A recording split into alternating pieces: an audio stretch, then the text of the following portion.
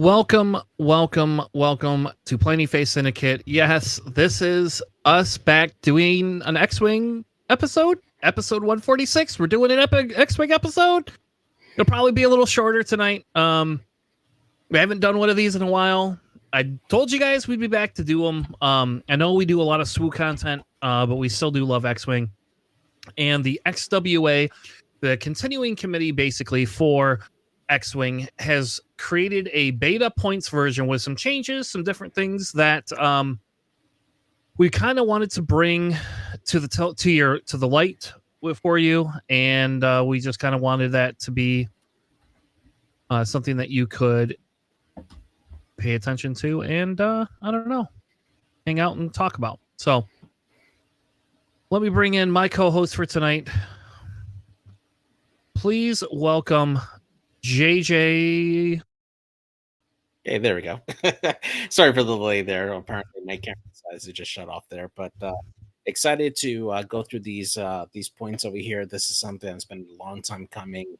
I've been following the XWA for quite some time here since the beginning of their announcement that they were going to follow up, post the AMG discontinuing development of X-Wing. And just being able to talk with some of the developers or the people in charge of running the events and running the points. It's definitely been promising to see what they've done here. If you haven't seen it, definitely check out the XWA Discord, discussing all the changes and philosophies behind their changes. Ali and Nick Sperry on there did a really fantastic job of breaking down a lot of things on there, and now we have these new beta points that are out there. I do want to heavily stress that these are exactly what they are. They are beta points. They are points that the XWA has put out now to test out in mass for their first points update. They have posted several feedback forums for people to report games, report different interactions that they've had with some of the newer pilots, with a lot of loadouts on there. I can tell you, as a person who has been flying Rebel B-Wings for a long time, they have definitely reduced the power level of a lot of the higher initiative aces. There's some upgrades which Chris will mention here in a minute that probably is a bit of a head scratcher on why they did it there. But overall, there's quite a massive change across the board there. The other caveat I do want to express for this as well is there's been some confusion about the inclusion of some upgrades that had points changes. It's not that they're doing away with the ban list at all. They just made a very comprehensive points change across the board for upgrades that were previously banned under standard, and that's just to allow for whatever type of event your locals have, whether you're playing standard, which of course has all that ban list, extended with ban list, which still has all the extended pilots with the ban list in place, or if you're just going to do a free-for-all where you're going to include all the ban list items on there. The points list is meant to be comprehensive and really touch on to all those different upgrades that were previously banned, in case your locals decide to want to run that style of event on there. It's not meant to do away with any type of ban list or restriction or anything like that. It's just meant to be a comprehensive points update for all the upgrades that are available for the game currently. Fair enough. So why don't we dive into their update sheet first? We're going to do that, and then what that will do is that'll kind of lead us to maybe talking a little bit about the points, some of the reactions, my disgust and what they've done to CIS, but we'll get to that. So we'll start here. This is their outline. Just as an FYI, they are not affiliated with Asmodee, Lucasfilm, or the AMG company. I just want to make sure that that's known. They are not there for that. What they've done is they brought extended back. I I don't know how I feel about that. I understand the logic in it. I do not like that it will limit people to it's going to limit if you don't have it in your collection. But I don't know if that's I don't, again, I don't know how big X-Wing is going to be, so we don't know if that's going to be a problem going forward in the future, right? Like it might not be something that's a bigger problem. They also might have a way to address this in the future. They did talk about 3D modeling and things that you could do at your house. So we'll see. So I think that's a conversation for Ali. We are looking to try to get Ali on the podcast. That will not be a live event. That will be a pre-recorded event that we will do and release to you separately. They also talk about readjusting the power level. This is where, in my opinion, it gets a little bit dicey, but we'll see here. So he says they took a look at the power level of the game and they identified that they were about 1.45 to 1.5 times the points value converted from the last set of 2.0 we had. So in other words, the power creep was 40.45 to 0.5% increase, right? So it was like 45 to 50%. That's what they're saying.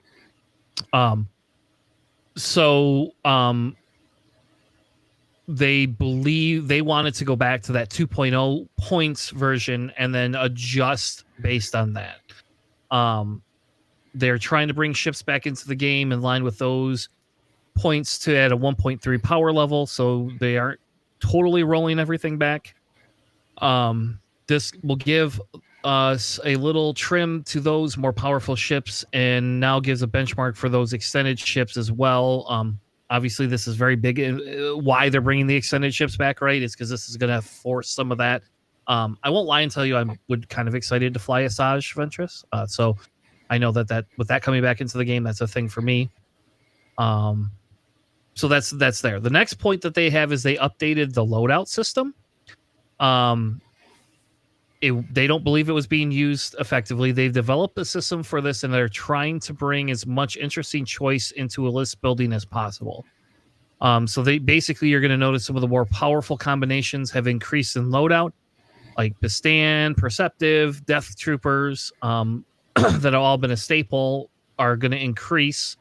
Why Solus 1 is increased is beyond me. But they are increasing everything else. So that you can't just basically what AMG did is they would give you a large ship and says, well, this is worth 7 points. We have to make it worth 7 points for you. So we're just going to give you 1 million loadout and Rat could just take everything. That's really the big thing. They are also creating new restrictions to upgrade cards. I'm not super like this one actually doesn't bother me. For example, stealth device is now restricted to medium or large bases. I agree with that. That's fine. Like, yeah. How often do you have small ships with stealth devices on them? Honestly, so that and I think that's actually a holdover change that FFG probably should have put in place when they converted to 2.0 versus just making it a standard illicit you could equip. Intimidation is now restricted to small or medium base ships. Unlimited pilots only. So sorry if you wanted to take intimidation on every one of your cartel spacers, you are no longer able to do that. Nice. They've decided energy shells are now require a missile slot. Require missile and a modification slot. Yeah. So I don't like this. This one, it feels like they're picking on CIS. That's the only faction that uses that. And the CIS faction was not very prominent. But I guess if they add missile slots and modification slots to a lot of the ships so it doesn't really affect it, then it's inconsequential. And it could just be future-proofing. I don't know. That change I don't like very much. But at the same token, whatever. Energy shells are not very great. They are good that you can shoot with a calculate. And that's the only thing. But I'll tell you, know how many times I've rolled 3 dice and rolled 1 crit and 2 blanks, or 1 crit, an eye and a blank, or 2 eyes and a blank. Like, I mean, it's not the same. It's not as powerful as people think it is. Yeah. It's a worse barrage rocket, basically. Yeah, like the really bad barrage rocket, like really bad for the price. I don't know. We don't have to go over their reasoning behind them, I guess. Like, No, no. And when we get Ali, we'll eventually go through all that all the reasoning and stuff.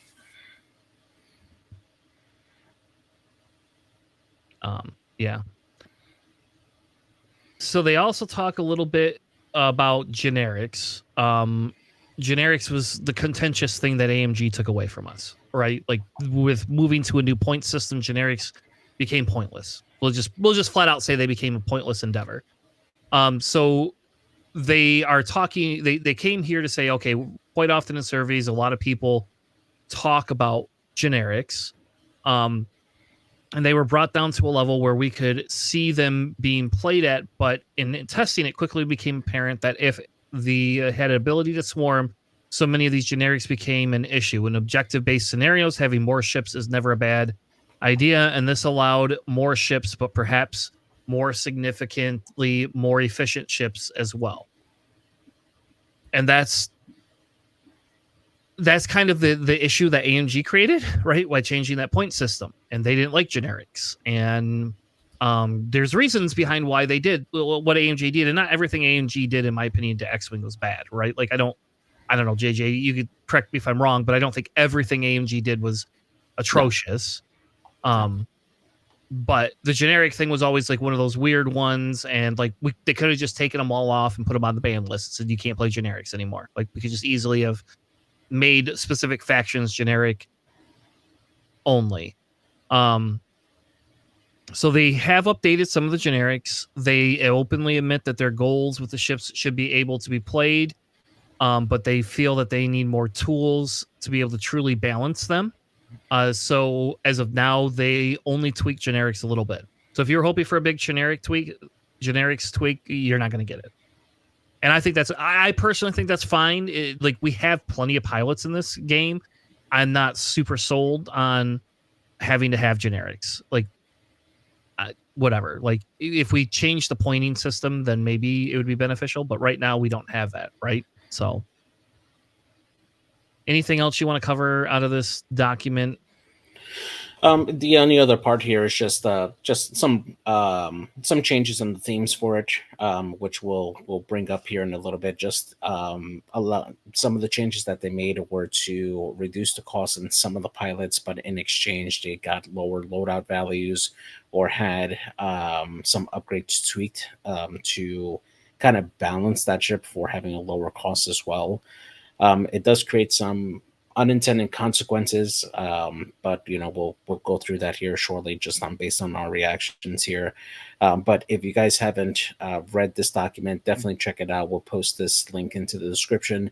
It has a full breakdown here on their philosophy behind the points changes, as well as the points documents for all the beta changes on there. They did a great job on showing what they've adjusted per pilot, including any loadout changes or ship value changes or modification slots. And it's very comprehensive.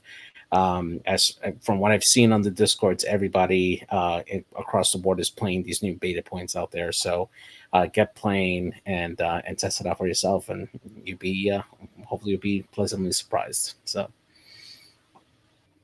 well, that is our discussion that we are going to have on the points. So at some point we need to go through and actually dissect and look at all of the different points that we have for each of the different factions. But JJ and I talked, and we feel that at this point it's probably better to just give you this portion of our discussion.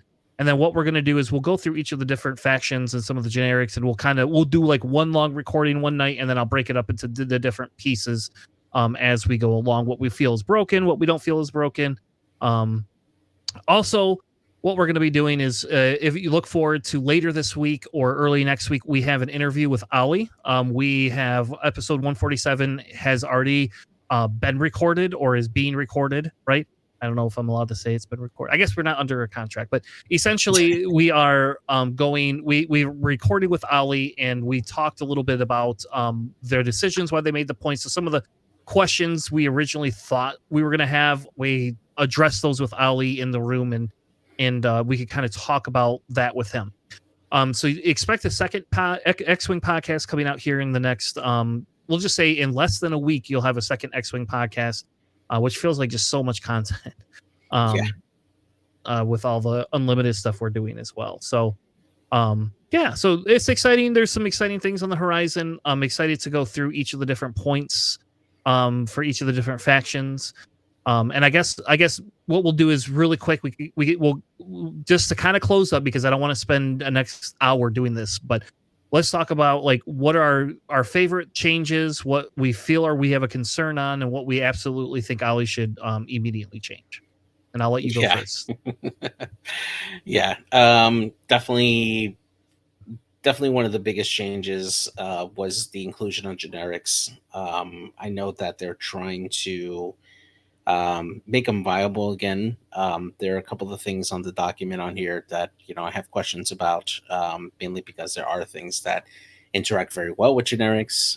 Looking at things like Half Scarlet and Drea, although they may not be powerful themselves, they can allow for very efficient generic ships that can do some stuff. But that just requires a little more time and testing on there. However, I will say, and this is just a general call out to all of our viewers out there, if you're playing with the beta points or you're list building with beta points, let us know. Send us what you guys got for each of the factions or whatever you're playing at, so that way we could take a look at it. There's just so many points, so many new things added onto the game with these new points there that it's going to take a long time for just me and Tanner to just go through. So if you do have list suggestions, something that you want us to look at, let us know. We'll cover it in our show when we're looking at the different scenarios or the different points for each of the factions, and we'll review it here for you guys. So let us know. Put it in the chat, comment on our YouTube, or send us a message on Discord, and let us know. Yep. And for me, I think one of the more exciting pieces is, well, obviously Grievous at 4 points is exciting. I'm not excited about Solus 1 being 9 points. Ollie explains why later on, which I'm not excited by that at all in any way, shape, or form. But it is nice to have Grievous at a 4 points, and it is nice to kind of see the other thing that it is nice to see is some of those standard loadout cards kind of get pointed out of.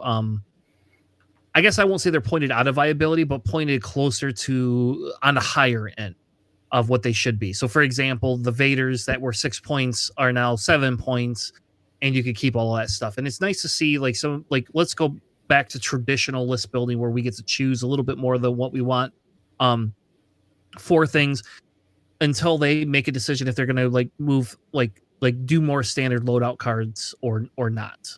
It is nice to see those things going. I am a little concerned for FO. I feel I went through some of the points for FO. I think they got a pretty big hit. But we'll see. It might not be as bad. Kylo coming down to 6 in the silencer is always a good thing.